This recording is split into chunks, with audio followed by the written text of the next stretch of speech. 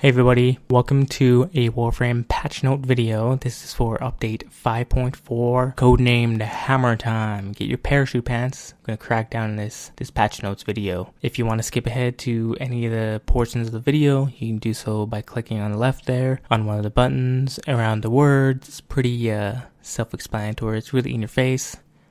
So get on that if you don't want to hear me badger on about every single little change. So, the first thing we'll get into is the additions. Now, the first and only change we see in the additions section is the two new melee weapons.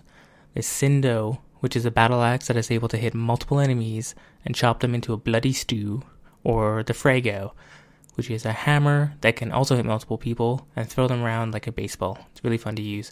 I got the Frago first because I've always had a fantasy to live as a dwarf. We've all had that fantasy, I hope. One of the things you need to know about these weapons before you go ahead and forge them. The first, they are much slower than swords for obvious reasons. They're big, they're unwieldy. The charge up time is also much slower because, well, the regular swing is slower, so that makes sense, doesn't it? The base damage for the hammer is a whopping 50 compared to the base 25 for the scanner. So keep these things in mind if they interest you. Remember, this is closed beta, so things are likely to change. They'll balance them up a bit. So what they are now might not be the same as a month from now or even a week from now. Closed beta is very volatile. And in the changes section, we see a few of them, not too many, just a few. The first being the inventory screen now shows the level of the item. This is pretty straightforward. If you look at the screen shot on the right, you can see that when you go into the inventory section, you can now see the level of your items. It's just below the name. It's a small font, but you can make it out. It's a nice visual addition. Nothing too fancy. I don't know why people needed it, but there it is.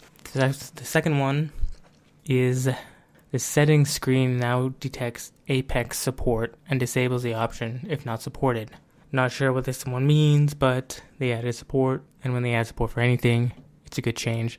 I couldn't find it in my settings, so obviously my computer doesn't support it. The next one, pistol ammo, has been increased for all pistol types. Another straightforward one. They increased the base ammo for all pistol types. This includes the Bronco, which is technically a shotgun. The number of increased bullets is 50. It's a nice change. I always ran out of pistol ammo, but not anymore. Balance changes for the Gorgon and the Heck. A couple nerfs to the two guns. The Gorgon damage has gone down from 30 to 25, and the Heck damage has gone down from 177 to 144. These changes don't really affect much. My Gorgon is still able to blast through baddies, no problem, as long as you have the right mods. And the Heck, I don't know what it's like now because I'm not rank 5, so I can't really use it because I can't have it because nobody likes me. And the next one, people may like, shield mods have increased in power.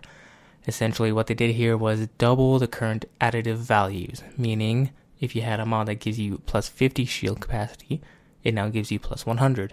So double.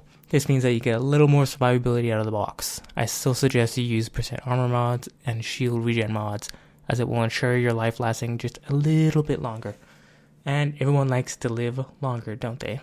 There's a couple fixes which we'll get into for right now. Some of them I haven't experienced, so just forewarning there. Fixes to spy missions and secondary objectives. I haven't found any problems with these, but if any one of you have, just post in the comments or send me a private message so I can know kind of what they fixed here, because I haven't run into any problems. The next one, fix dying while hacking a terminal. I've never been unfortunate enough to be killed while hacking a terminal, but I generally make sure I have enough health to be doing that.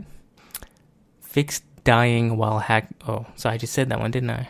Next, cryopod can no longer be teleported. That's Loki's skill. He can switch teleport his decoy and other monsters, and I guess he could do it with the cryopod. I've never seen anyone do this. Fixes to key pass objective marker not always sticking around.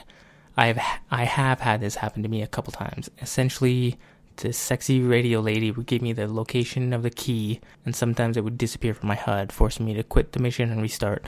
Really annoying, and I'm glad they fixed it. The Jackal will now spawn if players run to the elevator pit before encounter has started. This is funny. The first time I was up against a jackal, I was with 4 people, and I went in before my team members. I jumped inside the hole because the first thing I do when I see a hole is, of course, jump into it. The next team member showed up, jumped in the hole with me because he see me down there.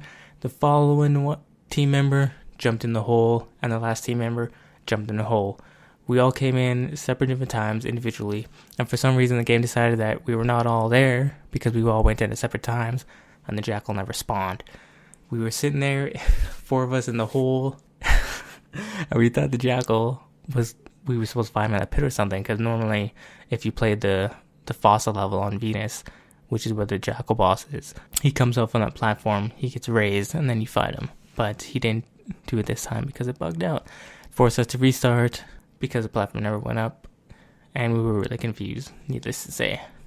Next one is another jackal fix, a potential fix for jackal's stomp loop. A nice fix. This was annoying. Jackal would stomp over and over again, not using any other attack. Remember though, they said that it's a potential fix, meaning they don't really know what's causing the problem, but they kind of do. They kind of don't. So it's not 100% sure, but they're trying their best. The next one was fixes for packet drops breaking the contact list. My guess for this one is the problem people are having with not being able to see each other. Please tell me if this is the case. If you guys can see each other a lot more easy, let us know.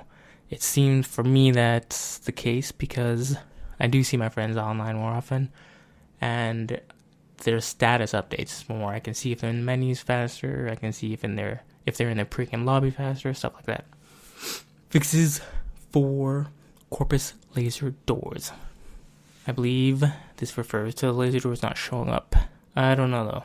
In my games, since I started playing the Burning Embers patch, I haven't encountered a single door with lasers, so maybe they took them out to fix them, I'm not sure. If that is the case, I am assuming they fixed a problem where you would get knocked down from the lasers, and you would kind of get knocked under the lasers, and you'd continue taking damage, and you couldn't get revived from team members. So maybe that's what they mean. And then a bunch of localization changes.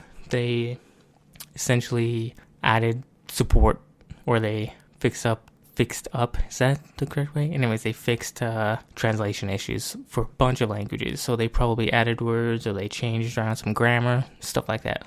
Localization. And that's it for the update 5.4 Hammer Time. Make sure to check out those 2 new weapons. Look around on YouTube, check out some gameplay, because it's kind of, they're iffy. I mean, I still have to play with my hammer a lot more and upgrade it and get it stronger. But until then, I'm happy with the choice so far. So thanks for watching.